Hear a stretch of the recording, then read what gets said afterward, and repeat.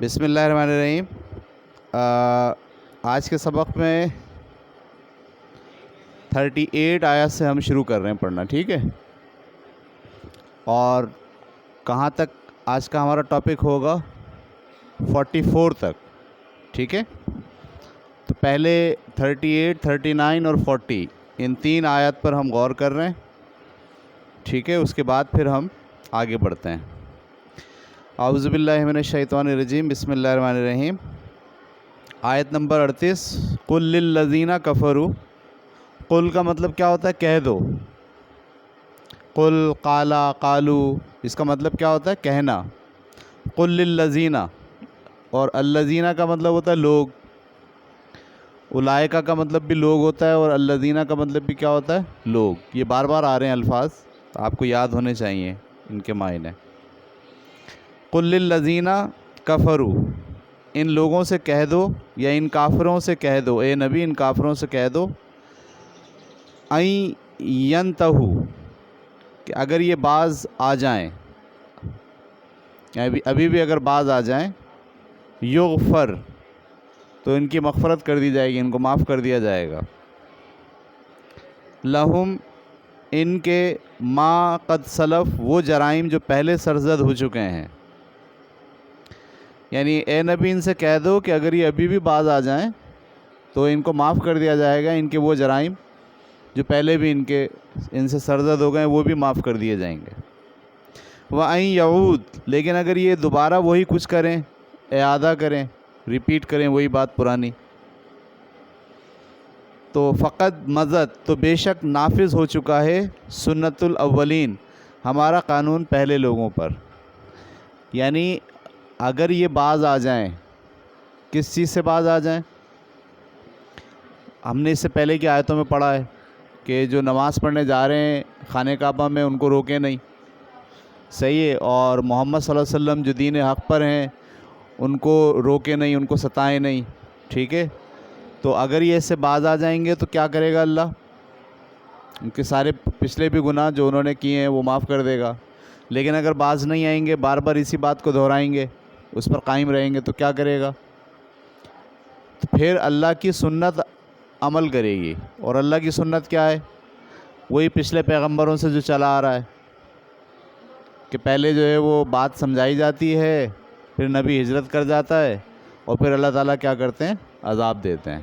اور اللہ نے اس سے پہلے کی آیتوں میں یہ بات کہہ دی ہے، اب تو کوئی بات رہی نہیں، نہ تو اب ان کے درمیان نبی ہے، نہ ان کے درمیان وہ لوگ رہ گئے ہیں جو اللہ سے مغفرت چاہ رہے ہیں، لہٰذا اب حجت تمام ہو چکی ہے۔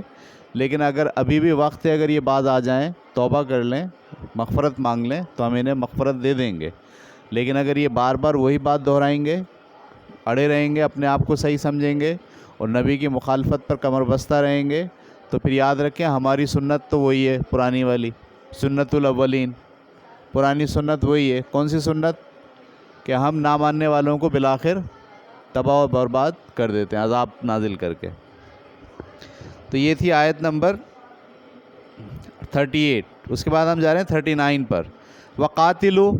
وقاتلوہم، اور جنگ کرتے رہو ان کافروں سے، یعنی ان کو قتل کرو، حتیٰ، یہاں تک کہ لا تکون فتنۃ، نہ باقی رہے فتنہ، ویکون الدین، اور دین جو ہے وہ ہو جائے، کلہ، پورا کا پورا، للہ، اللہ کے لیے۔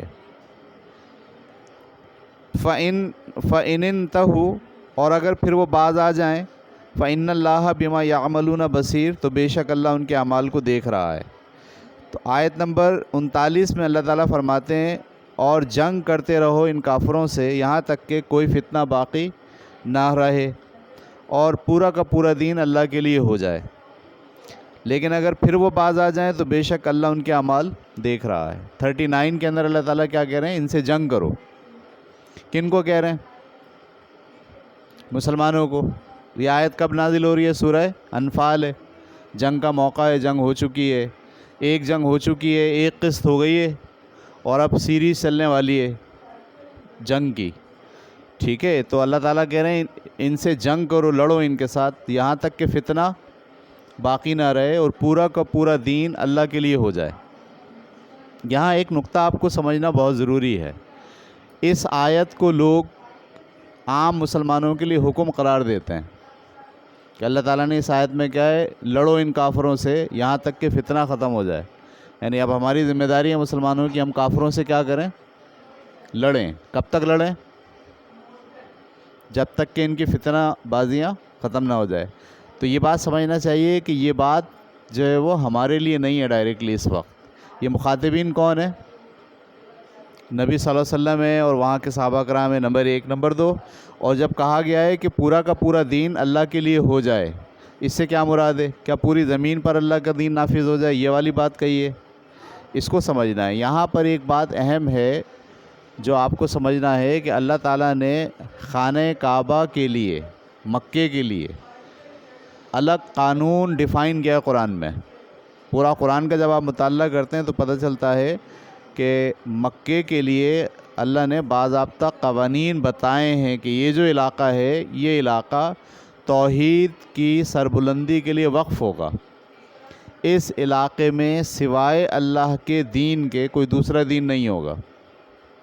مسلمانوں کی ذمہ داری لگائی گئی ہے کہ آپ کو قیامت تک اس علاقے میں، یہ جو خانہ کعبہ کا علاقہ ہے مکہ، اس میں 2 دین جمع نہیں ہوں گے، یعنی 2 مذہب نہیں ہوں گے. ایک ہی ہوگا. صرف کون سا مذہب ہوگا؟ اللہ تعالیٰ کا.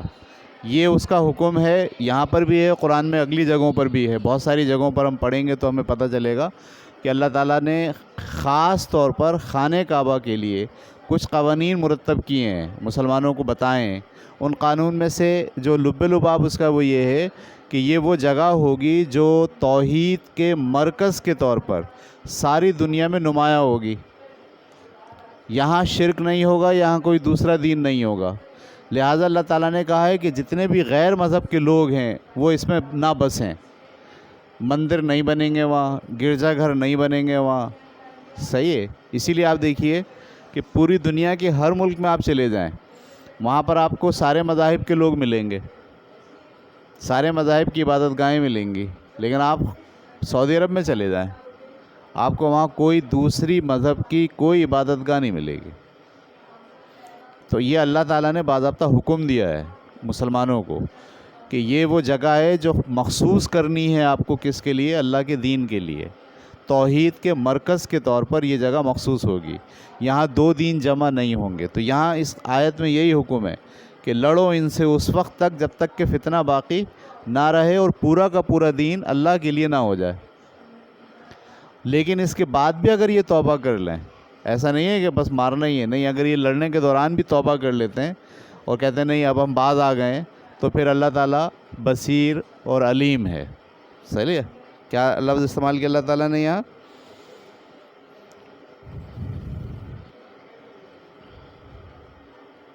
ٹھیک ہے. بما یعملون بصیر، اللہ تعالیٰ ان کے اعمال کو دیکھ رہا ہے. یعملون بصیر یعنی ان کے اعمال پر نظر رکھے ہوئے ہے.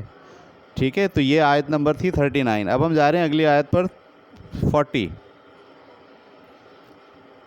وَإِن تَوَلُّوا، اور اگر وہ نہ مانے، فَاعْلَمُوا، تو جان رکھو، اَنَّا، بے شک، اللہ تعالیٰ، مولاکم، تمہارا سرپرست ہے. صحیح ہے. اور نعم المولا، اور بہترین حامی ہے، وہ نعم النصیر، اور وہ بہترین مددگار ہے. یعنی اگر یہ دیکھیں کئی ایپیسوڈ ہو رہے ہیں نا، پہلے تو تم ان کو لڑو ان کے ساتھ یہاں تک کہ فتنہ باقی نہ رہے اور سارا کا سارا دین کس کے لیے ہو جائے؟ اللہ کے لیے ہو جائے. لیکن اگر یہ بیچ میں رک کے بولتے ہیں کہ ہم نے توبہ کر لی، ہم باز آ گئے اللہ کی مخالفت سے، تو پھر انہیں چھوڑ دو، اللہ ان کو دیکھ رہا ہے. اور یاد رکھو کہ اللہ تمہارے ساتھ ہے. یہاں اللہ تعالیٰ نے کیا کہا؟ اللہ تمہارے ساتھ ہے. یعنی اللہ تمہارا سرپرست ہے اور اللہ تمہارا بہترین حامی اور مددگار ہے. یعنی یہ بار بار بہانے کر کے بھی تمہیں نقصان نہیں پہنچائیں گے. بس تمہیں جو حکم دیا ہے وہ یہ ہے کہ اس پوری جگہ کو اللہ تعالیٰ کے دین کے لیے خالص بنانے کے لیے جدوجہد کرو اور جنگ لڑو ان کے ساتھ. یہ بات کلیئر ہو گئی؟ 40 آیت تک ہم پہنچ گئے. اب ہم جا رہے ہیں اگلی آیت، آیت نمبر 41. ٹھیک ہے. یہاں سے دوسرا موضوع شروع ہوا ہے. وَعَلَمُوا، اور جان لو کہ انما، جو غنیم تم، جو غنیمت تمہیں ملی ہے، یعنی جو مال غنیمت تمہیں ملا ہے، من شیء کوئی بھی چیز، فَأَنَّ لِلَّهِ وہ تو ہے اللہ ہی کی، خُمُسَہُ اس کا 5واں حصہ، وَلِلرَّسُولِ اور رسول کے لیے، وَلِذِّ الْقُرْبَى اور قرابت داروں کے لیے، وَالْيَتَامَى مساکین یتیموں اور مسکینوں کے لیے، وَابْنِ السَّبِیل اور ان لوگوں کے لیے جو مسافر ہیں، ان کنتم آمنتم اگر تم رکھتے ہو ایمان، باللہ اللہ پر، وما انزلنا اور جو کچھ اس نے تم پر نازل کیا ہے، علی عبدنا اپنے بندے پر، یوم الفرقان ٹھیک ہے فیصلے کے دن، یوم التقا جس دن ٹکرائی تھیں جمعان دو فوجیں، واللہ علی کل شیء قدیر اللہ تعالیٰ ہر چیز پر قدرت رکھتا ہے۔ تو یہاں پر اللہ تعالیٰ نے اپنا حکم بیان کر دیا کہ جو مال غنیمت تمہیں ملا ہے، صحیح ہے، ترجمہ رواں اس کا یہ ہے، تم نے پوچھا تھا تو جان لو کہ جو کچھ مال غنیمت تم نے حاصل کیا تھا اس کا 5واں حصہ اللہ کے لیے، اس کے پیغمبر کے لیے، پیغمبر کے اقربا اور یتیموں اور مسکینوں اور مسافروں کے لیے رہے گا۔ یہ اللہ کا حکم ہے، اسے بے چوں و چرا تسلیم کرو اگر تم اللہ پر ایمان رکھتے ہو اور اس چیز پر جو ہم نے اپنے بندے پر فیصلے کے دن اتاری تھی، جس دن دونوں گروہوں میں مٹ بھیڑ ہوئی تھی، اور جان رکھو کہ اللہ ہر چیز پر قادر ہے۔ تو دیکھیے جب یہ سورہ شروع ہوئی تھی، سورہ انفال، تو اللہ تعالیٰ نے کیا کہا تھا؟ اللہ تعالیٰ نے کہا تھا کہ یہ تم سے پوچھتے ہیں غنیمت کے بارے میں، مال غنیمت کے بارے میں، تو ان سے کہہ دو کہ سب کچھ اللہ اور اللہ کا رسول کا۔ یہاں شروع تو یہاں سے کی تھی اللہ تعالیٰ نے۔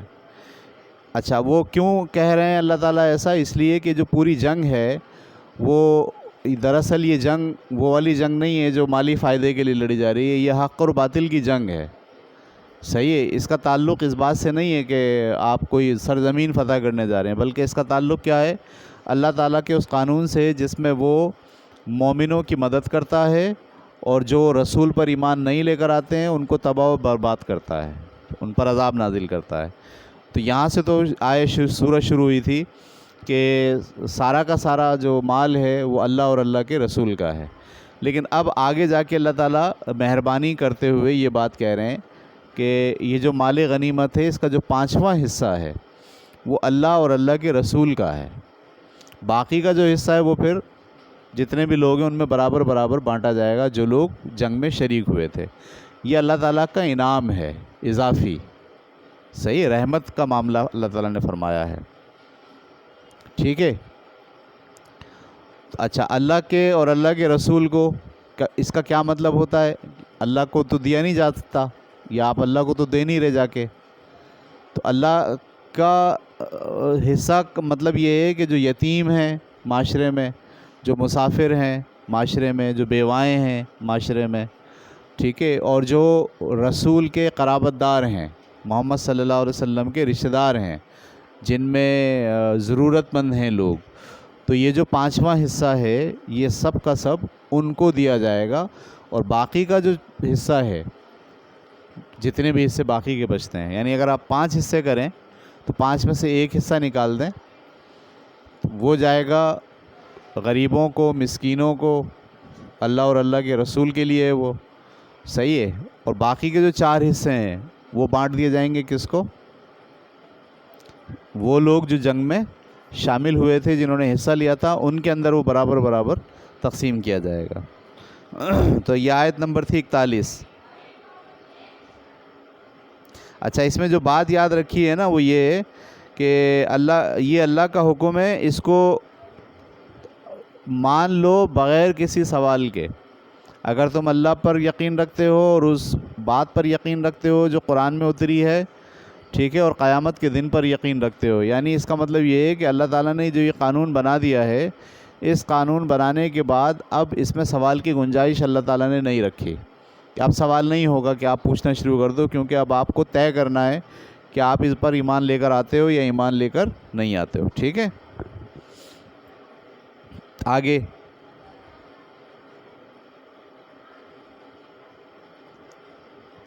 42 سے 44 تک.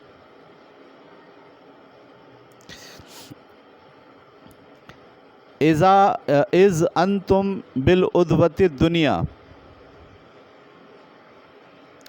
جب تم تھے وادی کے اس کنارے پر اور وہ تھے وادی کے اس کنارے پر.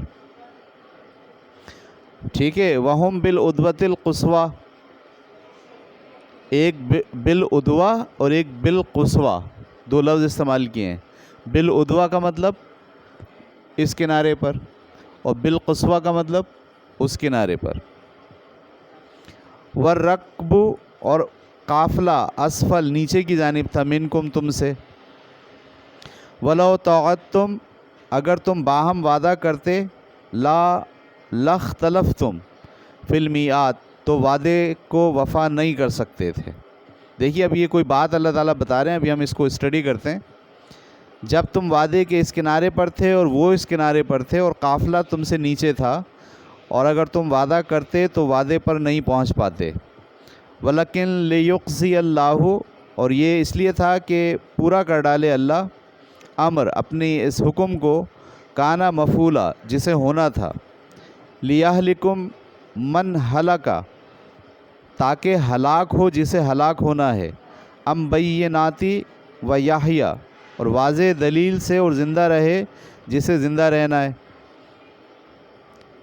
وَإِنَّ اللَّهَ لَسَمِيعٌ عَلِيمٌ، اور بے شک اللہ ہر بات کو جاننے والا ہے. اس کا رواں ترجمہ دیکھیے کیا کیا گیا ہے. یاد کرو جب تم وادی کے قریبی کنارے پر تھے اور وہ دور کے کنارے پر تھے. دو فوجیں ہیں نا، آپ کی فوج اس کنارے پہ ہے اور وہ والی فوج اس کنارے پر ہے، اور قافلہ تم سے نیچے تھا. اگر تم باہم وقت ٹھہرا کر نکلتے تو جو وقت ٹھہراتے اس میں لازماً آگے پیچھے ہو جاتے، لیکن اللہ نے کوئی فرق نہیں ہونے دیا، اس لیے کہ اللہ اس معاملے کا فیصلہ کر دے جس کو ہو کر رہنا تھا، تاکہ جس کو ہلاک ہونا ہے وہ حجت دیکھ کر ہلاک ہو، جسے زندگی حاصل کرنی ہو وہ حجت دیکھ کر زندگی حاصل کر لے. اور اس میں تو کوئی شبہ ہی نہیں کہ اللہ سمیع علیم ہے. اس کی تفصیل یہ مطلب یہ ہے کہ اگر دونوں فریق اپنے طور پر یہ طے کر کے نکلتے کہ ایک قافلے کو حفاظت کا بہانہ بنا کر حملہ کرنا ہے اور دوسرے کو اس موقع سے فائدہ اٹھا کر حملہ آور کو سبق سکھانا ہے اور اس پر اپنی دھاک بٹھا دینی ہے، تو کبھی اس طرح نہ پہنچ سکتے کہ قافلہ بھی مسلمانوں کی زد میں ہوتا اور دونوں لشکر آمنے سامنے آ کھڑے ہوتے. زیادہ امکان یہی تھا کہ قریش کے دل بادل لشکر کے پہنچنے سے پہلے ہی قافلہ بحفاظت نکل چکا ہوتا اور ان کے لیے حملے کا کوئی جواز باقی نہ رہتا. چنانچہ ان کے اندر کے لوگ یہی اصرار کرتے کہ ہم جس اندیشے سے نکلے تھے وہ غلط ثابت ہوا، اب حملہ کرنے کی کوئی وجہ نہیں ہے، اور مجبور ہو جاتے کہ سب تیاریوں کے باوجود جنگ کیے بغیر ہی مکہ لوٹ جائیں. جی یہاں یہ بات سمجھنے کی ضرورت ہے، اللہ تعالیٰ اپنی تدبیر بتا رہے ہیں کہ آپ کو پتہ نا کہ ایک قافلہ وہ ہے جو سامان لے کر آ رہا ہے، اور دو فوجیں ہیں، ایک فوج اس پر حملہ آور ہونا چاہ رہی ہے، بظاہر سوچ ہے لوگوں کی، اور ایک جو قافلہ جو دوسری فوج آ رہی ہے کافر کی، وہ کیا کرنے آ رہی ہے؟ وہ ان کو بچانے آ رہی ہے. صحیح ہے، یعنی وہ جو آئے ہیں کس نیت سے آئے ہیں؟ بچانے کی نیت سے، لیکن سوچ کے کیا آئے؟ کام تمام کر دیں گے اس دفعہ، بس یہ آخری مارکہ ہے ہمارا، اس کے بعد ہمارے پاس کوئی آپشن. لیکن انہوں نے جو عذر بنایا ہے، جو وجہ بنائی ہے آنے کی، وہ لڑنے کی وجہ نہیں بنائی ہے. وجہ کیا بنا رہے ہیں؟ کہ ہم تو قافلے کو بچانے آ رہے ہیں، اور مسلمان پر کیا وہ الزام لگانے کی کوشش کریں گے کہ تم قافلے کو. صحیح ہے. تو اب وہ کہہ رہے ہیں اللہ تعالیٰ کہ قافلہ جہاں تھا، صحیح ہے، اگر تم بھی چلتے اور وہ بھی چلتے تو دونوں ایک ساتھ نہیں پہنچتے وہاں. وہ پہلے پہنچ جاتے، اگر وہ پہلے پہنچ جاتے تو جنگ ہی نہیں ہوتی کیا؟ یہ اگر پہلے پہنچ جاتے اور حملہ کر دیتے اور وہ پیچھے سے آگے حملہ کرتے تو جنگ کا جواز پیدا ہو جاتا. سمجھ رہے ہیں آپ؟ اگر وہ پہلے آ چکے ہوتے اور سیف کر لیتے قافلے کو، اور یہ مسلمان دیر سے پہنچتے تو کیا ہوتا؟ جنگ ہوتی ہی نہیں. اور وہ لوگ کیا کرتے، واپس لوٹ جاتے کہ بھائی ہم نے اپنے قافلے کو بچا لیا اور جنگ کی نوبت. لیکن اللہ تعالیٰ نے یہ جو پہلے پہنچنے اور بعد میں پہنچنے کے درمیان جو وقت کا تعین تھا نا، یہ اللہ تعالیٰ نے ختم کیا اور دونوں ایک ساتھ پہنچے.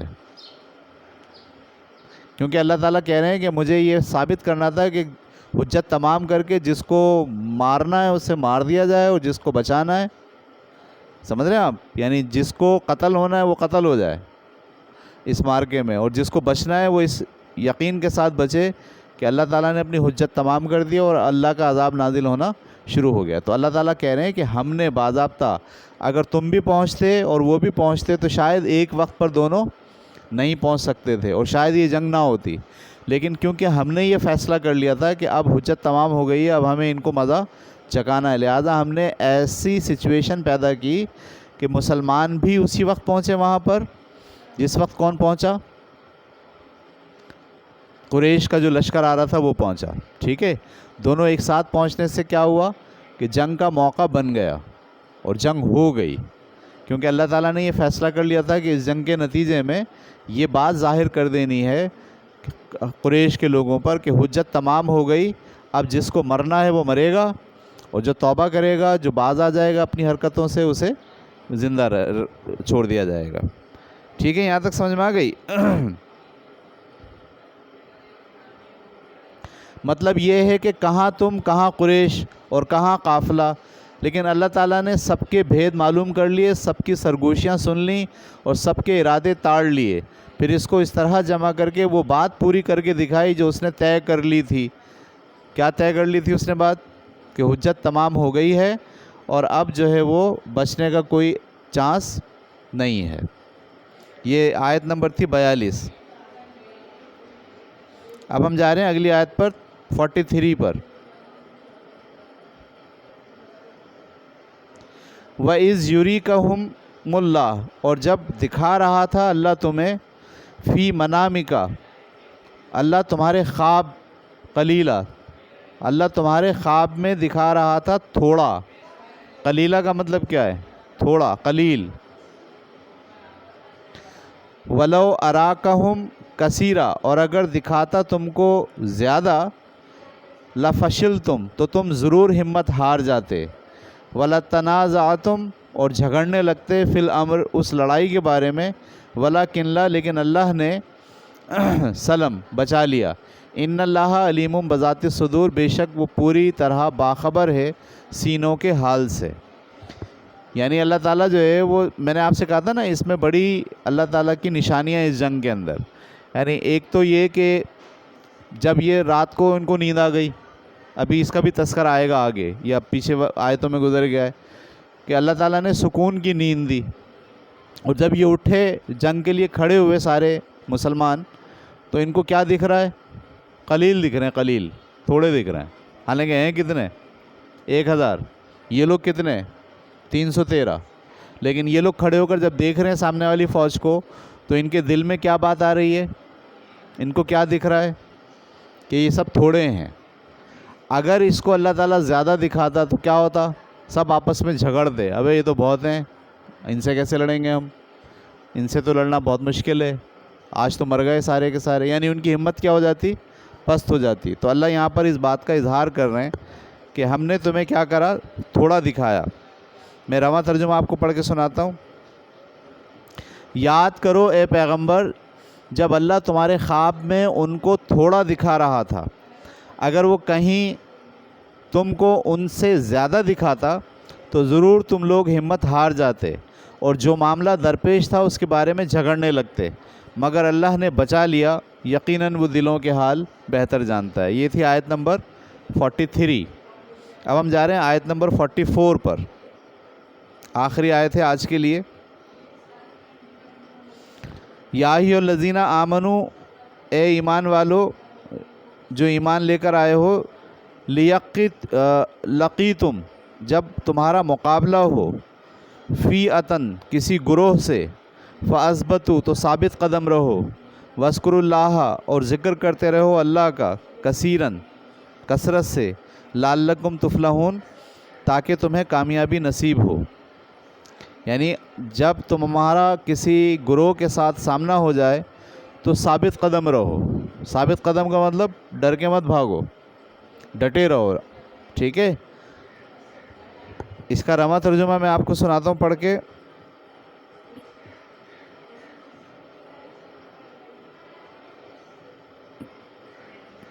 یہ کون سا ہے؟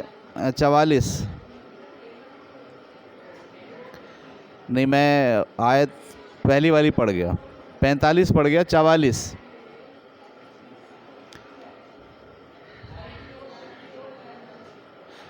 وَإِذْ يُرِيكُمُوهُمْ اِذِی, اور یاد کرو وہ وقت جب دکھلا رہا تھا اللہ تم کو, تقیتم, تم ایک دوسرے کے مقابل جب آئے, فی عینکم, تمہاری نگاہوں میں, وَیُقَلِّلکم, قلیل چھوٹا کم, فی اعینہم, اور ان کی نگاہوں میں دکھا رہا تھا, لیقضی اللہ, تاکہ پورا کر ڈالے اللہ, امرن کانا مفعولا, اللہ وہ بات جو وہ کرنے جا رہا تھا. وَإِلَى اللَّهِ ترجع الامور, اور اللہ ہی کی طرف سے سارے معاملات لوٹائے جاتے ہیں. دو باتیں ہوئی تھیں. مسلمانوں کو کیا دکھا رہے تھے؟ قلیل دکھا رہے تھے. مسلمان جو دیکھ رہے تھے ان کو کیا دکھ رہا تھا؟ تھوڑا. اور ان کو کیا دکھا رہا تھا؟ زیادہ. اور یاد کرو جب تمہاری مٹ بھیڑ کے وقت وہ تم لوگوں کی نگاہوں میں انہیں کم دکھا رہا تھا اور تمہیں ان کی نگاہوں میں کم کر کے دکھا رہا تھا, تاکہ اللہ اس معاملے کا فیصلہ کر دے جس پر ہو کر رہنا ہے. ایسا نہیں ہے کہ میں غلط کہہ رہا ہوں, یہاں تو اللہ تعالیٰ یہ کہہ رہے ہیں کہ تمہیں دکھا رہا تھا کہ وہ کم ہے, اور انہیں کیا دکھا رہا تھا کہ تم کم ہو. سمجھ رہے ہیں آپ؟ مسلمانوں کو کیا دکھا رہا ہے کہ کم ہے, تاکہ مسلمان آمادہ ہو جائیں لڑنے پر. ان کو کیا دکھا رہا ہے کہ مسلمان بھی کم ہے, تاکہ وہ بھی لڑنے پر آمادہ, کیونکہ اللہ تعالیٰ کو لڑائی کروانی ہے, تاکہ حجت تمام ہو جائے, نظر آ جائے کہ حق پر کون ہے اور باطل پر کون. کیونکہ آپ نے دیکھا شروع کی جو آیات تھی اس میں اللہ نے کہا تھا کہ یہ جو جنگ تھی, ہم حق کو حق اور باطل کو باطل دکھانے کے لیے ہم نے یہ جنگ جو ہے وہ لڑائی ہے. تو یہ جو آخری آیت ہے اس میں اللہ تعالیٰ یہاں فرما رہے ہیں, میں رواں ترجمہ پڑھ کے سناتا ہوں. اور یاد کرو جب تمہاری مٹ بھیڑ کے وقت وہ تم لوگوں کی نگاہوں میں انہیں کم کر کے دکھا رہا تھا اور تمہیں ان کی نگاہوں میں کم کر کے دکھا رہا تھا, تاکہ اللہ اس معاملے کا فیصلہ کر دے جس کو ہو کر رہنا ہے. حقیقت یہ ہے کہ تمام معاملات اللہ ہی کی طرف لوٹائے جاتے ہیں.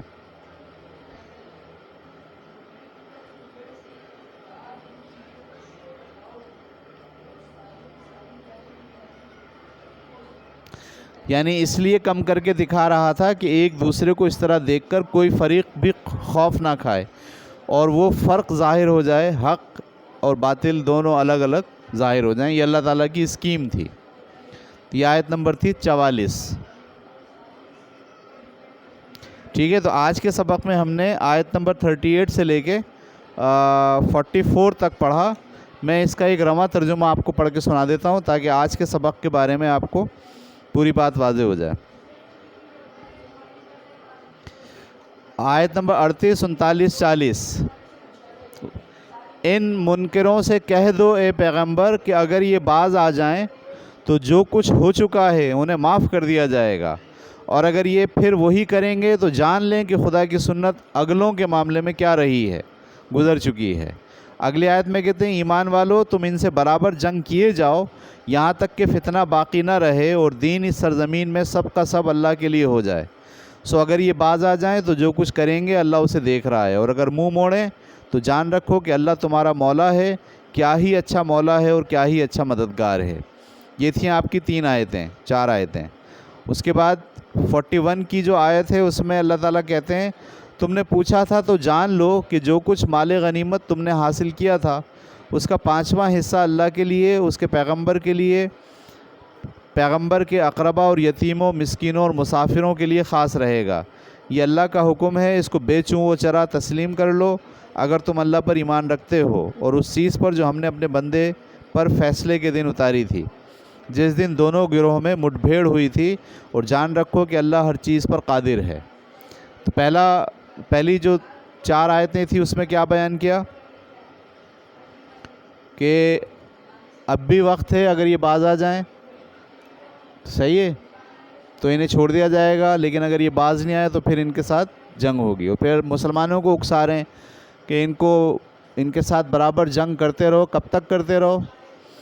جب تک کہ فتنہ باقی نہ رہے، اور جو سرزمین عرب ہے وہ پوری کی پوری اللہ کے لیے، اللہ کے دین کے لیے نہ ہو جائے، ٹھیک ہے۔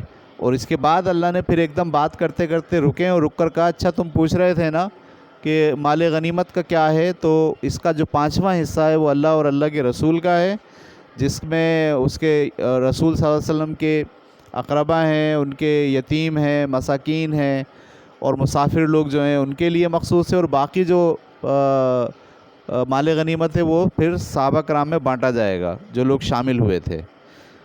یہ والی ایک آیت اللہ نے بیان کر دی۔ پھر واپس پلٹے موضوع کی طرف دوبارہ 42 سے 44 3 آیتوں میں، اور اس کے اندر کیا بیان کیا؟ اب وہ اللہ تعالیٰ وہ بتا رہے ہیں حکمت کہ جب جنگ ہوئی تھی تو اس میں کس طرح ہم نے آپ کی مدد کی۔ اس میں کیا بات تھی؟ یاد کرو جب تم وادی کے قریبی کنارے پر تھے اور وہ دور کے کنارے پر۔ کون دور کے کنارے پر؟ کفار کا جو لشکر آ رہا ہے وہ دور کے کنارے پر، اور قافلہ تم سے نیچے تھا۔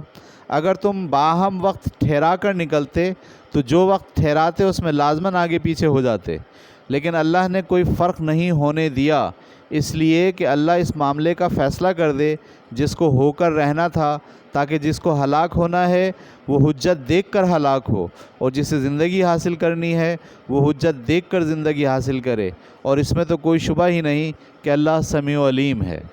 یہ ایک آیت تھی۔ اگلی آیت، یاد کرو اے پیغمبر جب اللہ تمہارے خواب میں ان کو تھوڑا دکھا رہا تھا، اگر وہ کہیں تم کو انہیں زیادہ دکھاتا تو ضرور تم لوگ ہمت ہار جاتے اور جو معاملہ درپیش تھا اس کے بارے میں جھگڑنے لگتے، مگر اللہ نے بچا لیا، یقیناً وہ دلوں کا حال تک جانتا ہے۔ اور تیسری آیت میں، اور یاد کرو جب تمہاری مٹ بھیڑ کے وقت وہ تم لوگوں کی نگاہوں میں انہیں کم کر کے دکھا رہا تھا اور تمہیں ان کی نگاہوں میں کم کر کے دکھا رہا تھا، تاکہ اللہ اس معاملے کا فیصلہ کر دے جس کو ہو کر رہنا تھا۔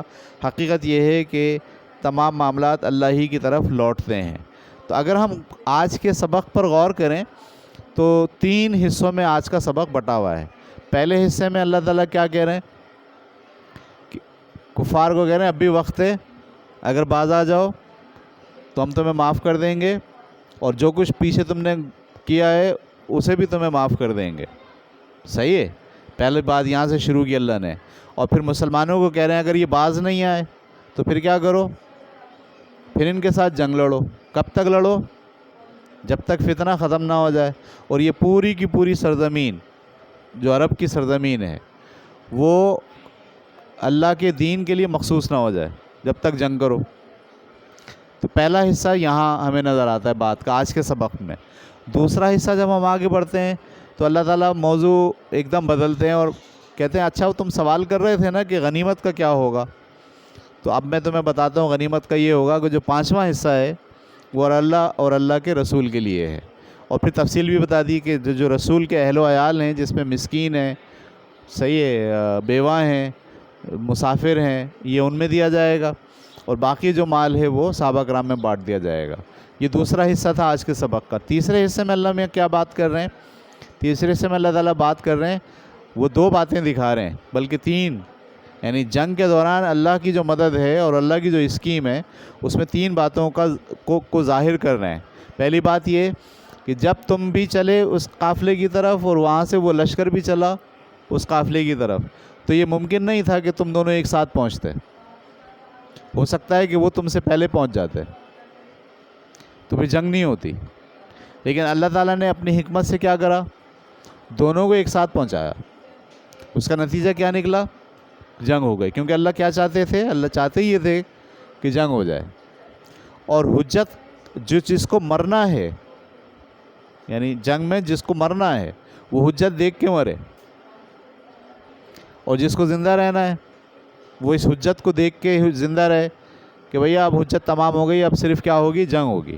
ایک وہ واقعہ انہوں نے بیان کیا اللہ تعالیٰ نے کہ کس طرح سے ہم نے وقت کو ایسے ترتیب دیا کہ دونوں جو لشکر ہیں وہ ایک ساتھ ایک دوسرے کے سامنے آ گئے تاکہ جنگ ہو، ورنہ اس بات کا امکان تھا کہ شاید جنگ نہ ہوتی، لیکن کیونکہ اللہ نے فیصلہ کر لیا تھا کہ جنگ کرانی ہے اب۔